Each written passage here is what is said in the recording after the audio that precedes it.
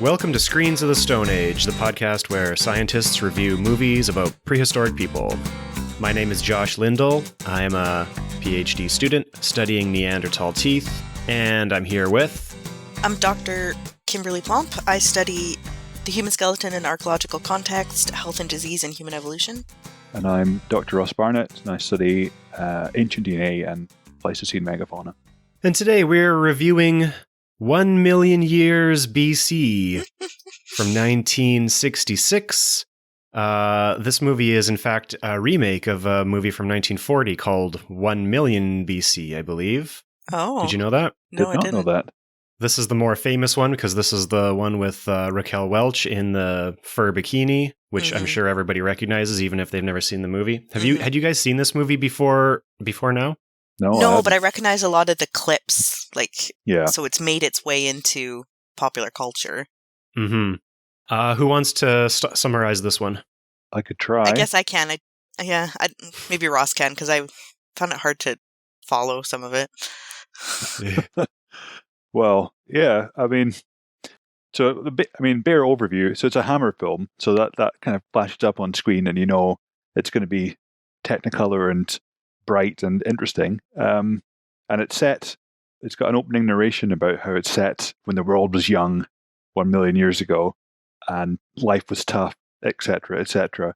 And it introduces you to a very kind of barren earth with kind of lots of, it looks like Death Valley, but apparently it was filmed in the Canary Islands, so very kind of volcanic, dusty, desert-like environment.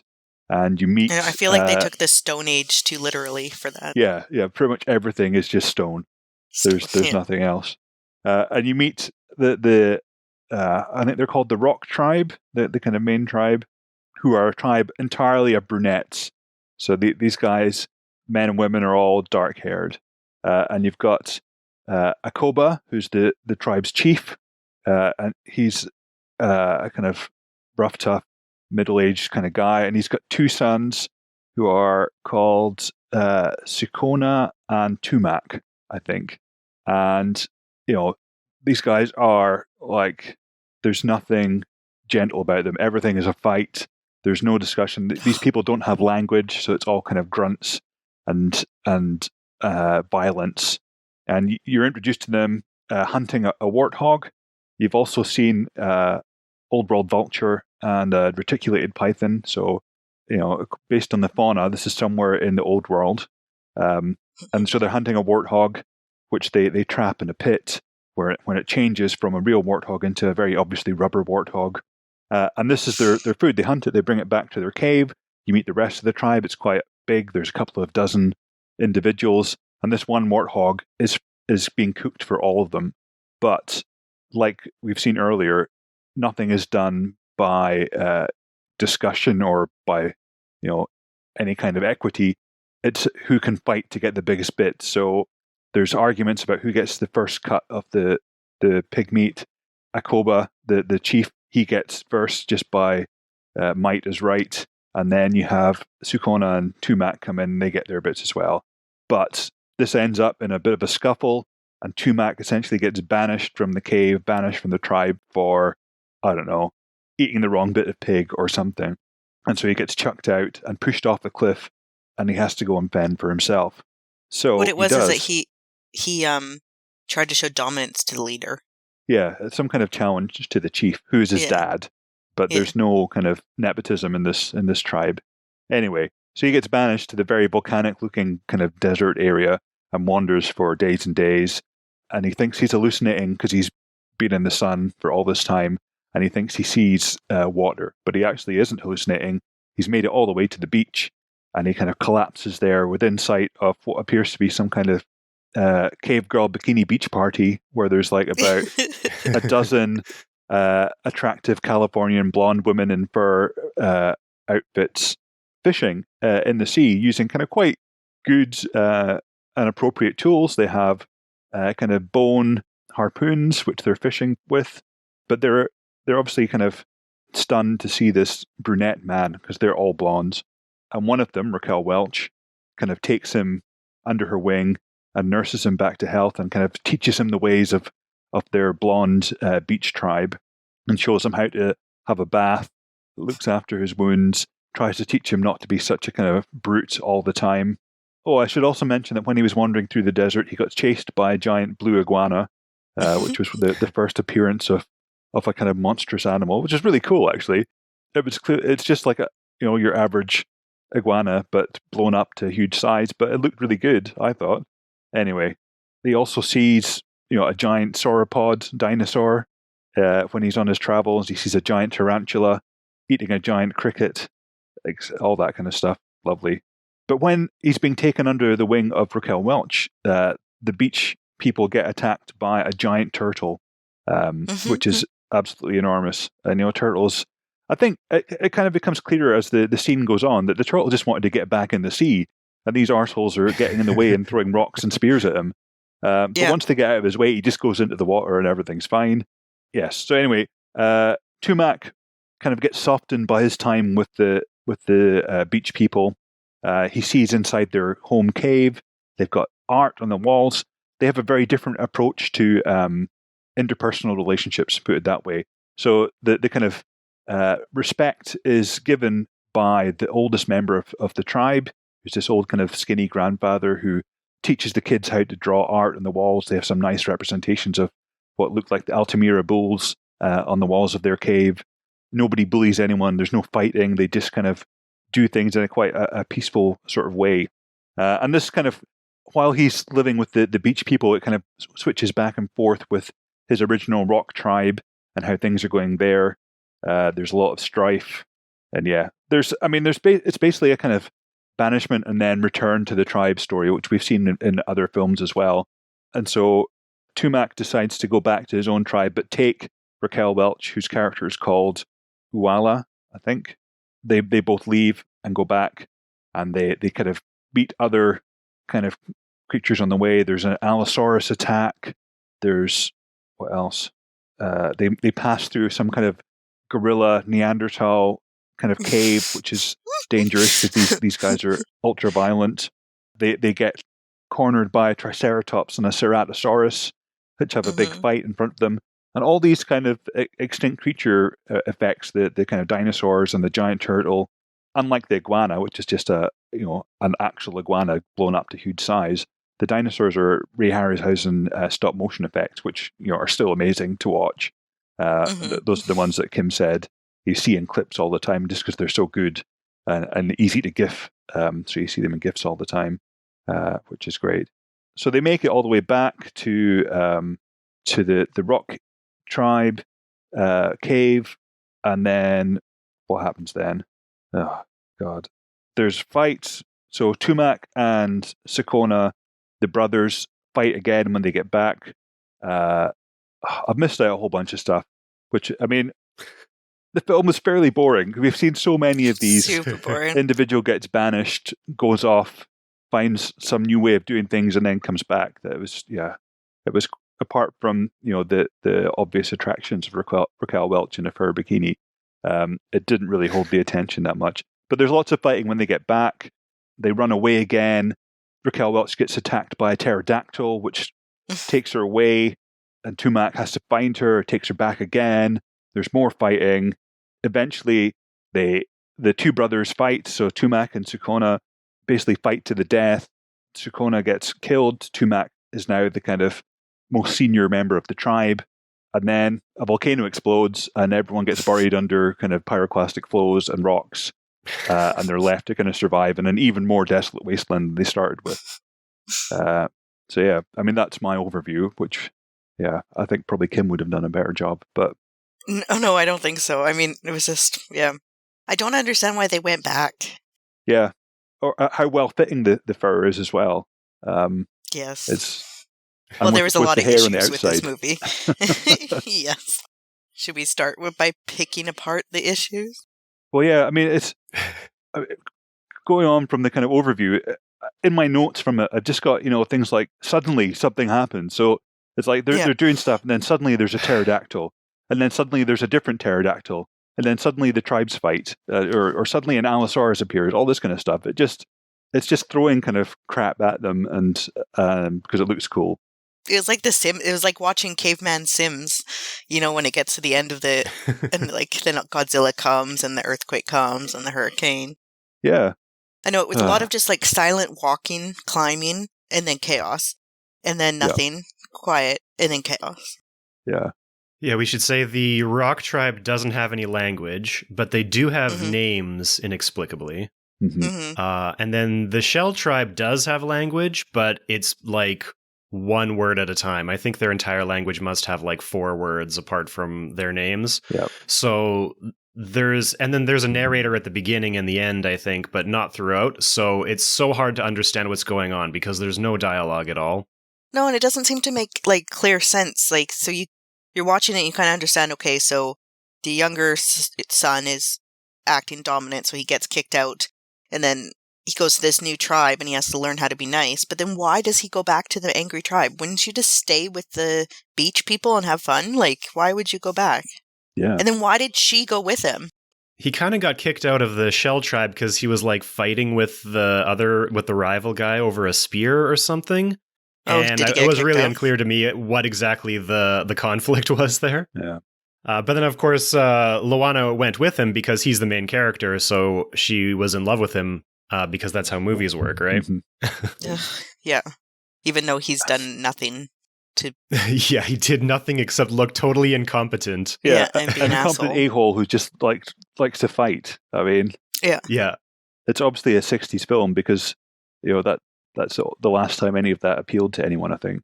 The only kind of subtext that I kind of, as I was watching it, I thought, well, maybe there is a bit of depth to this. Maybe it was, almost allegorically about the kind of culture wars of the 60s was something I was maybe reading a bit too much into it. You start off with, maybe you imagine that the rock tribe are, the younger generation, that they're all about kind of fighting and might is right and blah blah blah. No respect for their elders, as you see there, because they're fighting amongst each other. And then go and visit the shell tribe, and these are kind of more peaceful, maybe more hippie-like. They kind of respect the elders and their artistic endeavors. They're gentler. They have more crafts. They like to do a bit of sewing, a bit of needlework. They share their food, that kind of stuff. Yeah, see, I thought that that's what it was getting at, but then the way that the movie kept progressing, it never really made it so that, like I thought then the turmeric guy or whatever would then adapt to this new one, and then his friends would come and be like, oh, this is the way we should live, and then they would be like all peace and harmony, and that would be the end of it. But it's not. There's no lesson learned. There was no change happen. So I don't know if that is the statement. I kind of got a little of that too, because like it's clear that the rock tribe are supposed to be primitive and not the ideal way for humans to live, and then the peace-loving hippie shell tribe are like more civilized. But then when the Allosaurus attacks the shell tribe, it's Tumac that goes to attack, and everybody else is going to hide in the cave, and then they look at him and they're like, oh, we can attack it, and then they come and join him. It's like sort of a balance. Like there is some room for violence to protect your society. You can't just be peace-loving hippies, or the dinosaurs are going to stomp all over you. Yeah. I don't know. I guess we should start out with the main thing, which is that modern humans were not around 1 million years ago. Neither were dinosaurs. Nor were giant iguanas. We're just giant sea turtles. Bugs, tarantulas never got that giant. There were like pretty big bugs during the Mesozoic and I guess earlier than that, but never larger than a dinosaur. Yeah, exactly. So are the humans, anatomically modern humans like we are probably only about 300,000 years old. So at about 1 million years old, from what we have at the fossil record, would be Homo erectus, which would be bipedal, stone tool using, cranial capacity larger than what had been previous. So there was a huge jump between the Australopithecines and Homo habilis before to Homo erectus. So I think Homo erectus is 800 cc's, 900 cc's, and humans are 1200. So there is a big increase in brain size, and Homo erectus was the hominin that left Africa. So that's what's happening 1 million years ago. There's probably more than one hominin species at that time, because there has been throughout, but we just don't really have that evidence right now. And then I think that the creatures in the cave, I think those were supposed to be Neanderthals. Yeah, they didn't really say much about them. You don't get a good look at them either. You see their skulls, which look pretty kind of gorilla or Neanderthal-like. You don't really get a good look at their occipital buns or their just huge brow ridges, diastema or their brow ridges. At the end, when that one of them gets decapitated in that fight, and they put the new skull on the new head onto the tree, that looked like what I would suspect they're trying to make Neanderthal, because it was a somewhat humanoid face, right? Yeah. So yeah, that's absolutely none of that is accurate in any depiction. But I was wondering if maybe it was because there's that cave in Spain that Simo de los Huesos. Oh, I can't say it. Cima de los Huesos. Yes. And the Pit of Bones. The Pit of Bones. So there is an entrance in the cave up top, and that's what that. I was wondering if they were trying to make it look like that because that entrance to that cave was up top. But I don't think Cima de los Huesos was found until 70s or 80s.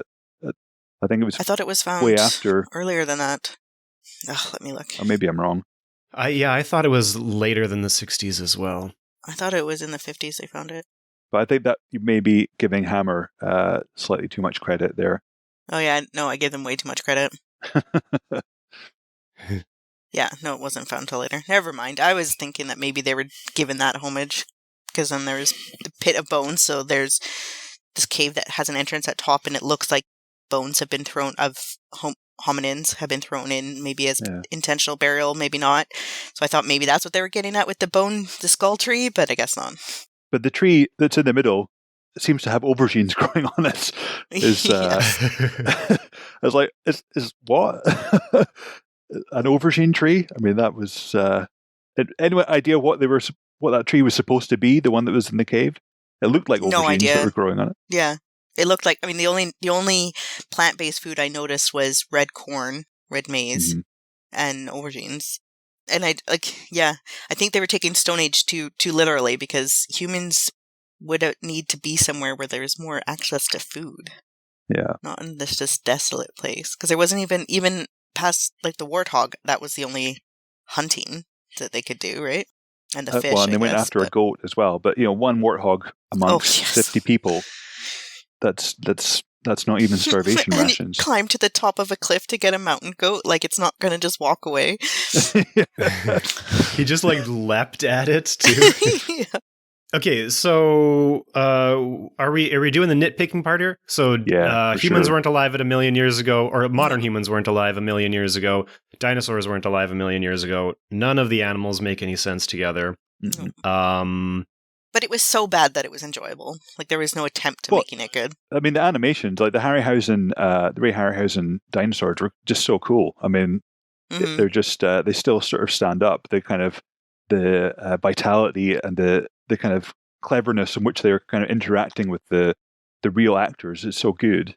That, that's the only thing that kind of makes the film salvageable, I think, from looking at it from 2022. I like the giant iguanodon, or iguana.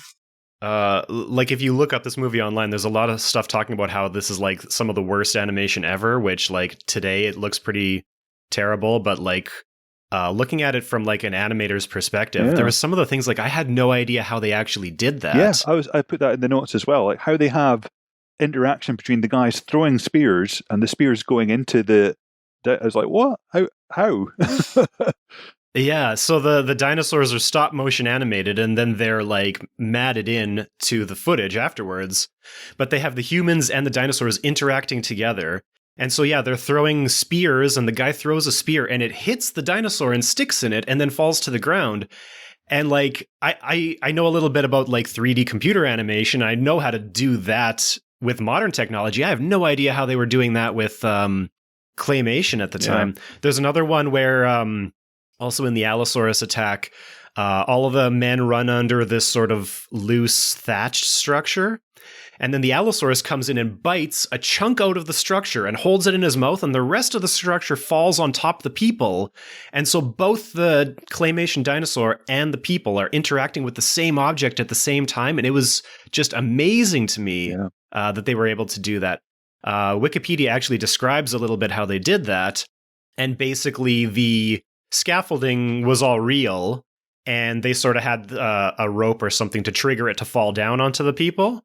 And then they, Ray Harryhausen took that footage afterwards and matched his animation to it. And so there's part of the scaffold, or I'm saying scaffold, part of the thatching of the roof. It's like palm fronds and stuff. Part of it is not real. It was sort of set in place, and then the dinosaur in the stop motion animation grabs it in his mouth and pulls it off, and he has that just aligned perfectly with the structure falling over. But it's totally seamless, at least in the resolution I was watching on the clip on YouTube when I was going frame by frame to see if I could find the That's difference. really and I impressive. couldn't do it. It was so perfectly matched. Yeah. That's more difficult than making it with the computer today. Oh, for sure. Also, the dinosaurs were casting shadows on the ground, the same ground that the people were walking on. I don't know how they did that. Yeah, I don't know either. I noticed that too. There must have been like giant cardboard cutouts of dinosaurs. Right? Yeah, but the shadows were moving though. But the shadows were moving with the dinosaurs. I know. I don't know. They must have matted the shadows in over top, like transparently or something.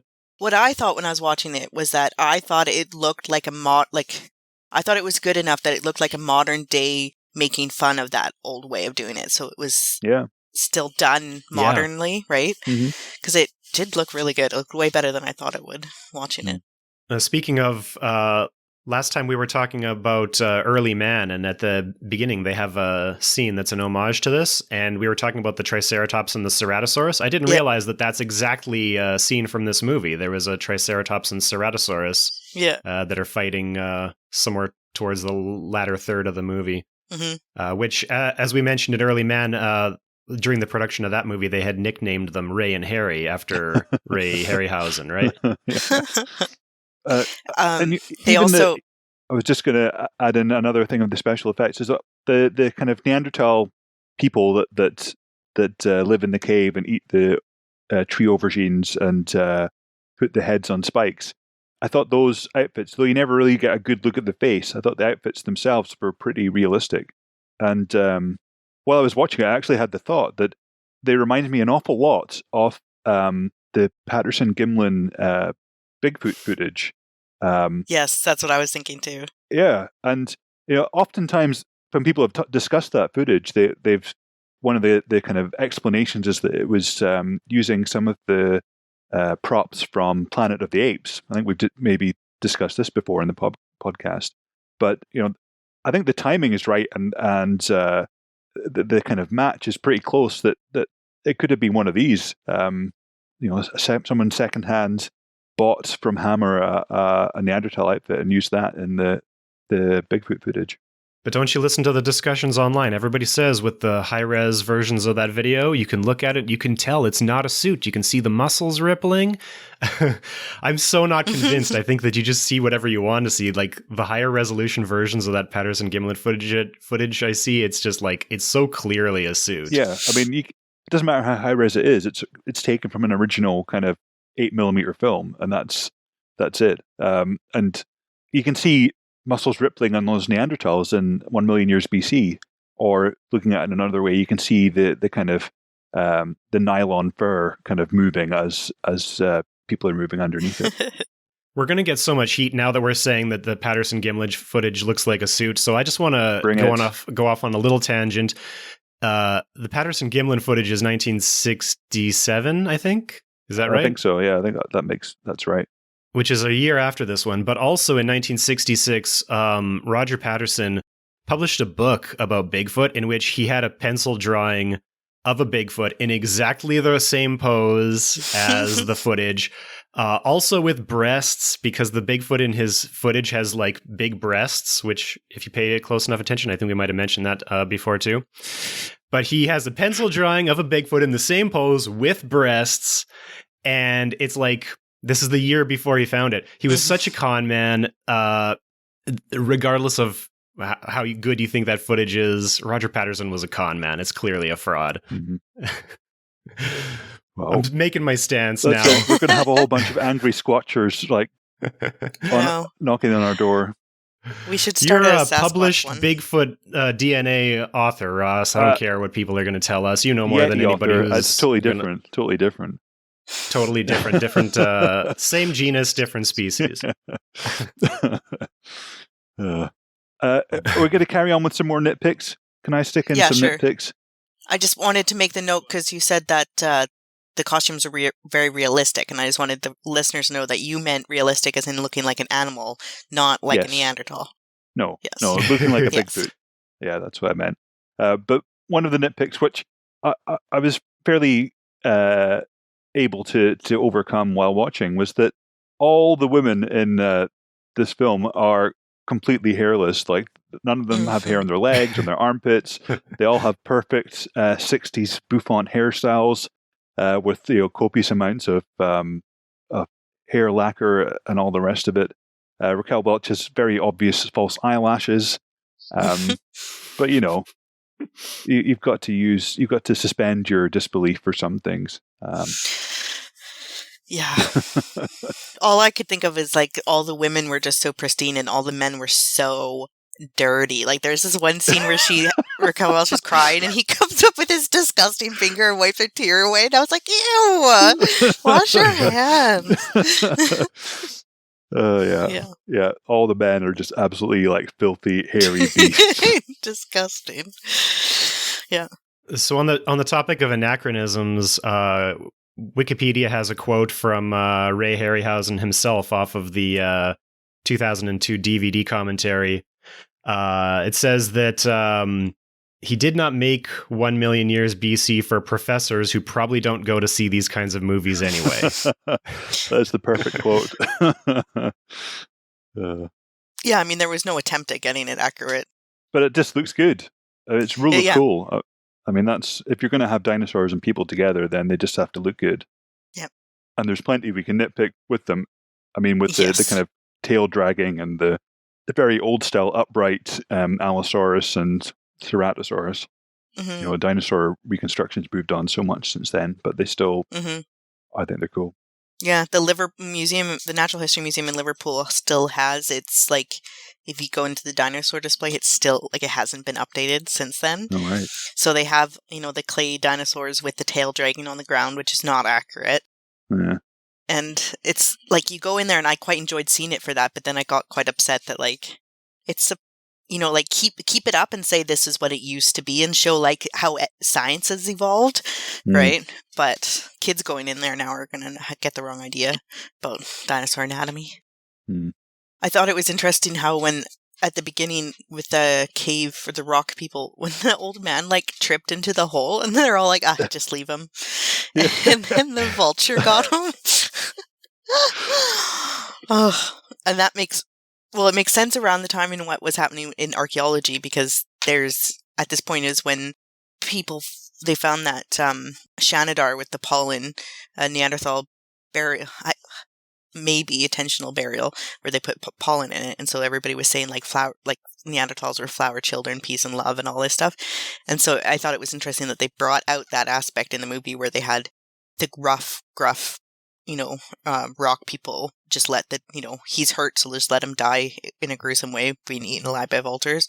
Whereas in the beach tribe, when he was hurt, they went to save him and carry him away from the sea turtle and stuff, right? So there was a difference in how the injured and the people in need are treated. But that was interesting.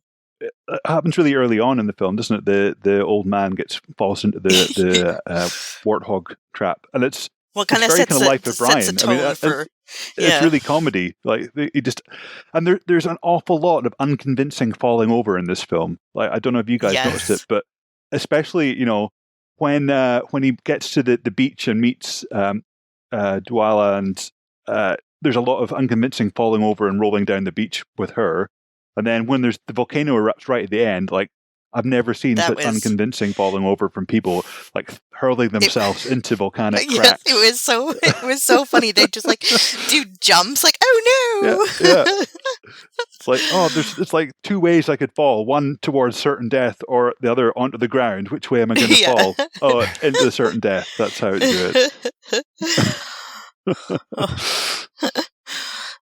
So on the note of like taking care of elderly people and stuff like that, there's the obvious contrast, as you point out, between the two tribes. And the Rock tribe is just brutal and everyone for themselves, and the strongest person gets the food first, and the old people have to fight over the scraps at the end. But also it doesn't really align with the whole social structure that they live together as a group in a cave and also hunt together and cook a meal for everybody. Yeah. No. So the whole fictional social organization kind of doesn't make sense. No, it doesn't. I mean, if we're thinking ethnographically, there wouldn't be a situation like that. And if there was a situation where your leader was a particular bully or some people were getting too much power or too controlling in that way, other people would start to rise up. They'd have an accident, something would happen, they would have to leave because humans can't live in a community like that. There has to be. They'd fall into a warthog pit. Yes, by exactly. accident. They wouldn't come home from a hunt because you would have to live in harmony and take care of each other. That's the whole point of having a population like that, having a group. Also, people in that Rock tribe die at an unsustainable rate. Like 3 people die in like a couple of days. Yeah. Like their population is going to dwindle so fast. Well, and there was only 1 or 2 kids. And then I thought it was interesting too how the Rock people had, it seemed like the women didn't have very much choice at all of who they laid with.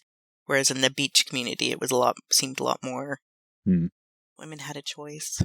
So interestingly, and this is something I read on IMDb, that Tumac, actually in real life, the actor ended up married to, let me see what her name is, Nupondi, who is one of the Rock tribes, one of the women from that, one of the main one that ones. Was the one that supposed to marry him. Raquel Welch at the end. Yeah, because that was Turmeric's first original girlfriend, right?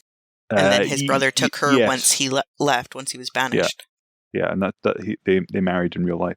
Yeah, I read that too. That's Martine Beswick, who later went to go on to do some other sort of caveman movies inspired by this one. And I noticed that she has a credit from a movie from 2021 as the narrator called I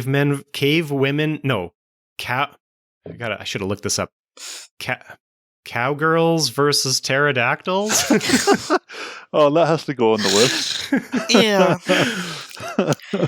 Wow. I watched the trailer and it's they actually use stop motion animation for the pterodactyls. It's pretty amazing looking. I've got to find that. Cowgirls versus Pterodactyls. Amazing. Did we notice anything in here that was actually inspired by real life that we could actually comment on? Well, the spears, I think the spears are pretty well made. Yeah, I agree. I agree with Kim that particularly the fishing spears, they looked like real fishing tools with the kind of barbed harpoons, the kind of double pronged, made of bone. They were good fishing tools. One that I noticed is when they're at the Shell tribe, they're burying somebody. I think it might have been after the Allosaurus attack. Yeah. They placed scapulae in the grave with the person. Did you notice that? Yeah. Yeah. I don't know a lot about that. I couldn't figure out what animal. No, it was quite large. It looked like a cow or some large herbivore to me, but I'm not too sure. It looked like plastic. It would have to but be, it looked huge, like absolutely enormous scapula. Yeah. But yeah, that's so the difference in how the two treat their dead too, right? The other one just left and would be eaten, and this one got a burial. But scapulae are found in some prehistoric burials. I don't know a lot about that, but do you know anything about that?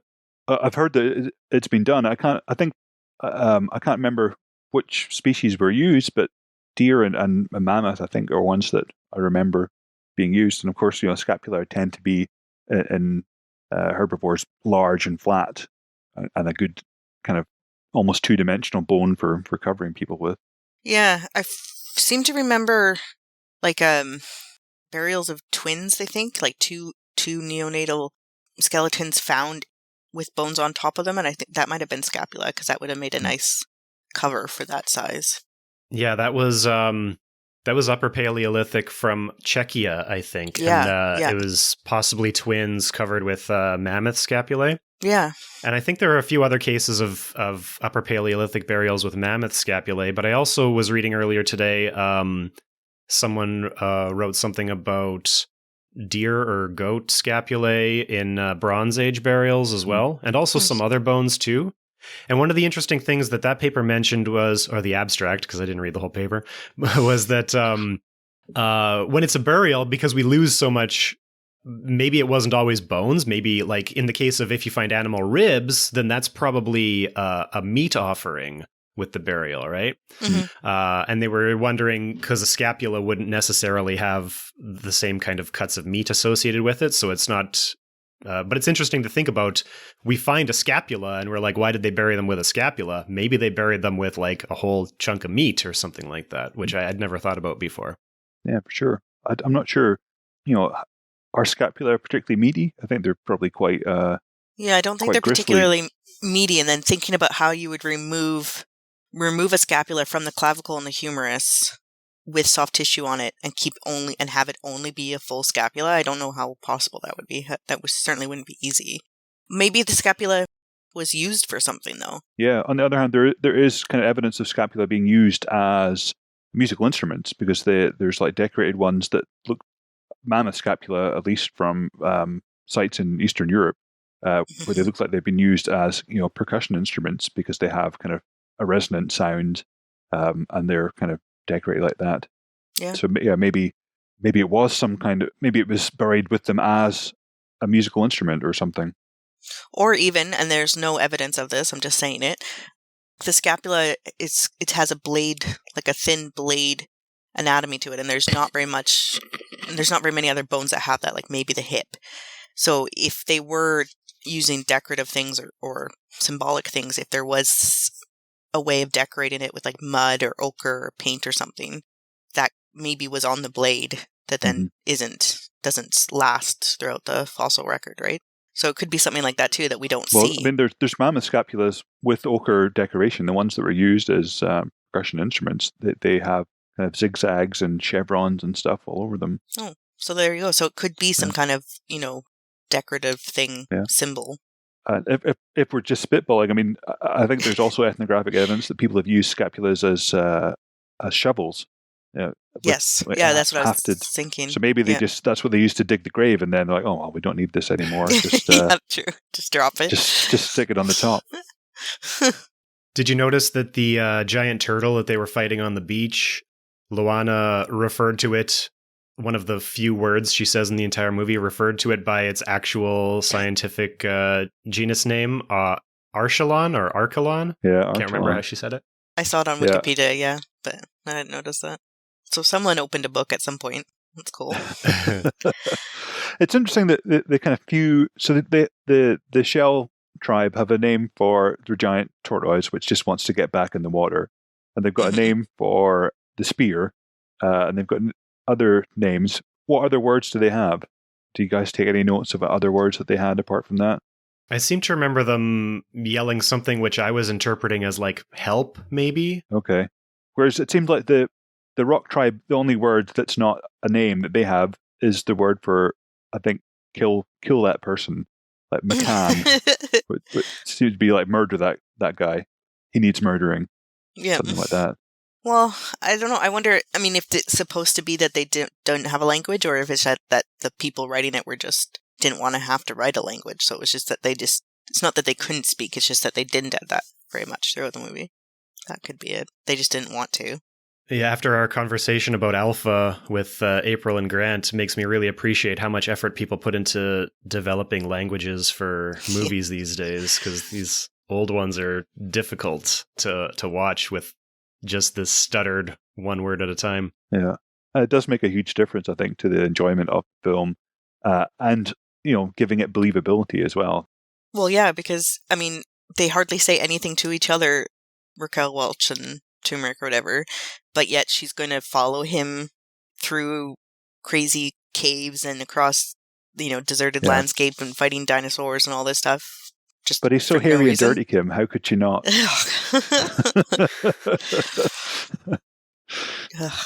I guess we have to address the fact that the primitive, brutish tribe that's all dirty and violent are the dark-haired ones, and the perfect, peaceful, civilized tribe are entirely blonde. Yeah. Mm-hmm. Yeah, I was like, oh, Mariana would hate this. They were probably kind of constrained by who they could cast in 1960s London, I guess. Were they? Because I feel like didn't Raquel Welch have to bleach her hair to get it that blonde? And also, some of them had to be wearing wigs. Some of them looked really ridiculous. Yeah, well, they were. I'm sure they were wearing blonde wigs. Yeah, it is pretty sus. But is there somewhere out there? Is there like a ginger tribe somewhere else? One can only hope. But I mean, the whole blonde versus brunette trope, it is in popular literature and popular media. Like, even think of Betty and Veronica, right? The blonde being the angelic, sweet young girl, and the brunette being the vixen. Betty and Wilma is who sort of sprung to my mind, so Flintstones style. I guess Betty is brunette and pretty sweet, so I don't know. I guess it's not always. But no, it's very very white, this film. It's very white. White, blue eyes. Yeah, I mean, I think it's a movie worth watching. Just don't try and learn anything about the past through it. Yeah. It was definitely influential because, yes, as you said, we can recognize so many scenes from it. It's referenced in so many other things. Reading up online, apparently I haven't actually seen, is it Shawshank Redemption, where there's a poster of this movie You've not that's seen sort Shawshank? of important to the plot? Oh, you got to watch Shawshank. It's such a good movie. I can't believe you've not seen it. I mean, I only have time to watch archaeology movies these days because of this podcast commitment. Well, there is some excavation that happens. True. And as you know, Raquel Welch appears on the poster. Yeah. We'll put it on the list. Yeah, I don't know. I mean, it's hard to talk about because everything was so wrong. But you don't really want to pick on much because it was never trying to be right. So yeah, that's a good point. Unless it was trying to be right, because there are people who think dinosaurs existed at the same time as people. Talking of influential, when Sakona, the Tumak's brother, when they're hunting the goat and a cobra is climbing up to try and catch the mountain goat, it looks like Sakona kind of basically does a Lion King on him, does a kind of Scar and Mufasa on him, and kind of pushes him off the cliff that he's hanging onto. I wonder if maybe the prevalence of this into popular consciousness influenced the Disney animators when they were doing the Lion King, because it does have a lot of similarities. You have kind of individuals fighting for control of a group and kind of throwing them off the edge of a cliff when they're trying to climb and hang on. Yeah, I mean, it could be. Could just be something that is an easy way to get rid of somebody without fingerprints and something obvious. I mean, it's believable that if he was climbing up there to try and grab the goat, and then I don't know what he was planning on doing with it after that, it's believable that he would then just fall to his death. I mean, it's all pretty dumb. And at least the rocks he's climbing on are real, unlike the ones in the caves, which kind of bounce and wobble when people kind of hit into them, which was quite distracting. Oh, and then they have all these perfect little bedrooms and bed chambers, and yeah. And that one, the beach people had the boiling water in one too, like a little hot spring bowl nice, in the middle. Yeah, super nice. Lux. Central heating. Yeah. Well, are we out of things to say about this? This might be a little bit of a shorter episode. Yeah, I mean, it's quite a short film, isn't it? It was pretty short, and nothing really happened. Like, there was intense moments of things happening. And then suddenly a dinosaur. Yeah. Yeah, I don't know. I mean, it does touch upon the themes, like it touches upon the human way of dealing with death, right? Because he felt uncomfortable watching the old man just be left for dead. There was something very inhumane about that. And then the blonde people burying their dead, right? So the way it's supposed to be. There was a bit of gender politics, if you're paying attention to the lack of freedom that the brunette girl had, but the amount of freedom that Raquel Welch had. Mm-hmm. Yeah, I don't know. That's about it. Possibly progressive for 1966, but of course, looking at it now, it's just blonde girls in bikinis who follow the tough meathead when he gets kicked out. Yeah, follows the bad boy. Yeah, I guess if they were speaking, like, I think it would have been better if they just had them speak English, because then you could at least understand their relationship a bit more, and there's a bit more to care about, right? Because that's a lot of movies forget to make you care about the people. And it's not like they were going for realism. No, exactly. So just have them talk. They could have had them speaking, Californian English or, whatever. British. It would have been fine. Yes, it wouldn't have taken you out of the moment. No. But this movie pretty much spawned a whole genre of these caveman movies in the 60s and 70s, and we've got a ton of them on the list. So I think this is the first one of that style that we've done, right? Which I guess is a good thing to start with this one. But is that going to open up the floodgates, and now we're going to have to do all of these terrible 1960s and 70s caveman movies, like the one with Ringo Starr? Yes, I mean, we have to watch that one. Well, we don't have to. What? Yes, we do. I want to see it. I mean, this is purely voluntary torture. Yeah, that is true. No one's making us do this. I don't know. I think if they have a better storyline, then it won't be like it'd be good. This movie was fine. It just didn't have like a storyline or an ending or anything. Yeah, he didn't really know what the motivation was for the characters. No, and it didn't tie anything up at the end. Like it was just strange in that way. It was like they were writing this movie and then kind of got lazy and was like, I don't know. Then there's a volcano. Yeah, exactly. It's like, and then a dinosaur comes and tries to eat them, and then a different dinosaur comes and tries to eat them, and then a dinosaur, but this one comes from the sky and tries to eat them, and then volcanoes, and done. Yeah. Well, and what I didn't get to, this is one scene that I had questions about, was so when the pterodactyl takes Raquel Welch and takes her, it's trying to take her back to its nest to feed its babies, and Turmeric follows the pterodactyl, walks to try and catch it. And then he sees the pterodactyl feeding something to the baby, so he just assumes Raquel Welch is dead. But she's not dead, she'd fought, and she'd landed like 2 feet away from him behind some like very thin grass. So he just didn't look for her. And then he walked away back to his tribe, and then she was just with her tribe again later. There was no explanation of that, like what happened, or how far away she was, how she got back to her tribe. Why wasn't she mad at him for just walking away? And it was all very strange. Yeah. She was also like gravely injured too. There was no, because it's not about her, it's about him. Yes. He was the main character. He thought she was dead, and then how did she get back and how did she heal? That doesn't matter. It's not about her, it's about him. It could have done with a map. If they'd had a map of, where their territories were, that would have helped. Yeah. So how do we rank this one compared to what we've seen so far? I don't know. I mean, it's kind of boring. It's okay for like a slow Sunday afternoon when you kind of want to nap. I think it's probably it. I imagine in the 60s, like with all the special effects, it could have been pretty mind-blowing. But I think it's kind of middle to bottom of our ranking so far. It's no California Man, put it that way. No, but it's not as infuriating as some of the others that we've watched. Yeah. I would watch this again over 10,000 BC or whatever it was that we watched. Yeah, true. But this movie is worth watching because of its cultural influence, because I don't think you would have had 10,000 BC if you didn't have 1 million years BC, right? Yeah. Yeah. And it's 10,000 times better. Just look at the numbers. And if you don't want to watch the movie, I would say go watch that Allosaurus battle on YouTube, because the special effects in that scene are amazing to me. It looks terrible because it looks like a toy dinosaur fighting against real-life humans. But if you wanted to see real-life humans fighting a toy dinosaur, it really looks like the toy dinosaur is really there with the real humans. Yeah, it totally does.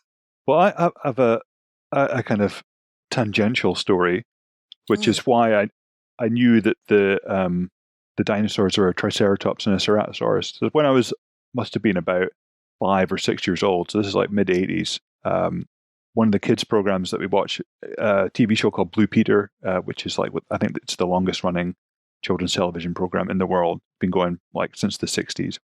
They had a competition, and I remember it very vividly. The competition, they had that scene from 1 million years BC of the Triceratops and the Ceratosaurus fighting, and the competition you had to send in with the answers to what were the name of the 2 dinosaurs that were fighting, and I like pestered my parents to send in an entry with all my kind of 5-year-old dinosaur knowledge that it was a Triceratops and a Tyrannosaurus. And I was like absolutely certain that I would win because I knew what it was. And then like watching the program the next week, and they said it was a Tyrannosaurus and a Ceratosaurus. I was like, what? And I was totally crushed. Yeah. And that's why I decided to become a paleontologist and have Ceratosaurus struck from the record. Yeah, and never be wrong again. I mean, that's the perfect reason to go into science. I wrote Steven Spielberg a letter when Jurassic Park came out. Oh, wow. Yeah, I wanted him to just know that most of the dinosaurs weren't actually from the Jurassic period, so I thought that he should probably just call it Prehistoric Park and just be safe. He never responded. Oh. Yeah. I feel for you, Kim. I mean, that's a good point. You should have. I never wrote a letter, but if I did, I would have been complaining about the Dilophosaurus. That was the worst. That's my favorite. I mean, it was cool in the movie. But it doesn't make any sense. It's too small, doesn't spit venom, doesn't have a frill. None of it makes any sense. But it looks cool. Well, it could have a frill, I guess, if there's no bone structure to it. Everything can have a frill if it's extinct. Everything could have a frill. Yes. If you've been enjoying Screens of the Stone Age, get in touch with us. Follow us on Twitter at SOTSA_podcast and on Facebook at SOTSA podcast, or send us an email to screensofthestoneage@gmail.com. Screens of the Stone Age is supported by the Paleoanthropological Society of Canada. Find out more at pasc-scpa.ca.